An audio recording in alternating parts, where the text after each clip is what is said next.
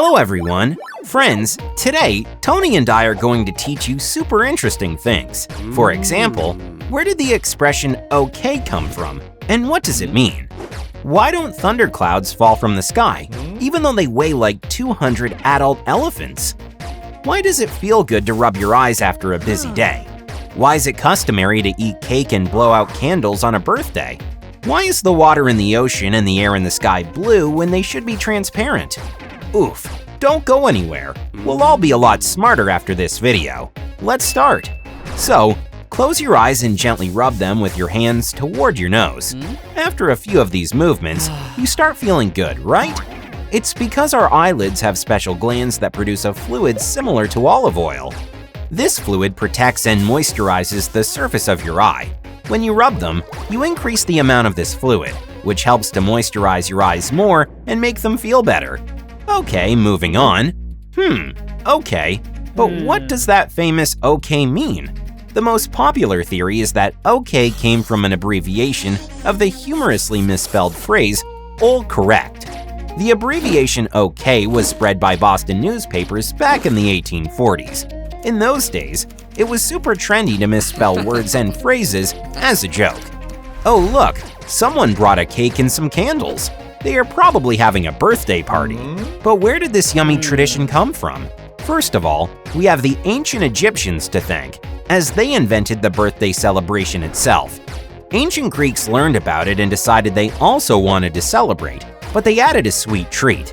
We're talking about round pies in honor of Artemis, goddess of the moon. Then they added candles on the cake, representing the stars shining in the sky, hence the birthday cakes with candles. Look, Tony, isn't the sky beautiful today? But why is it blue if the air is clear? It's all about the light scattering.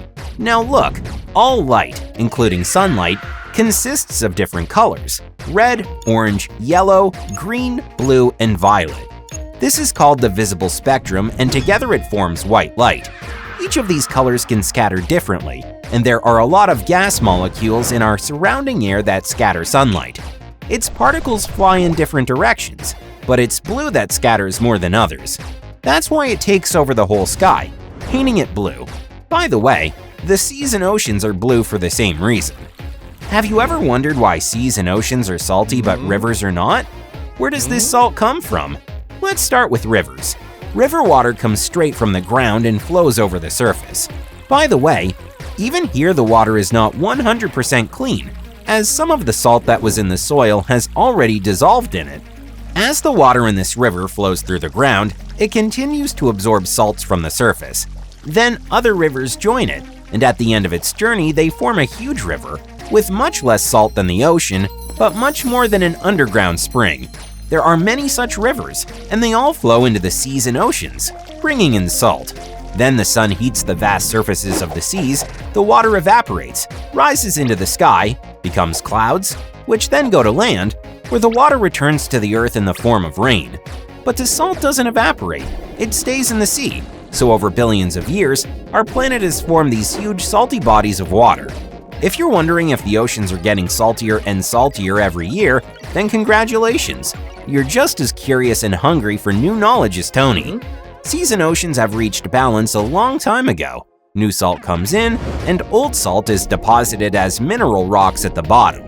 By the way, did you know that a thunderstorm cloud can weigh as much as 200 adult elephants, but somehow keeps floating in the sky? There are many water droplets inside the cloud, but these droplets are so tiny that they simply can't even overcome the resistance of the air. Plus, the air in our atmosphere is constantly circulating, and it keeps the clouds in the air. But when the water droplets bind together, they become heavy enough to fall to the ground as rain. Well, friends, that's enough information for today. We need to digest what we've learned today, right, Tony? Let us know in the comments if you want to see similar videos, where we will tell you about unusual things and give you simple answers to seemingly difficult questions. And hit the like button if you've learned something new. Bye-bye!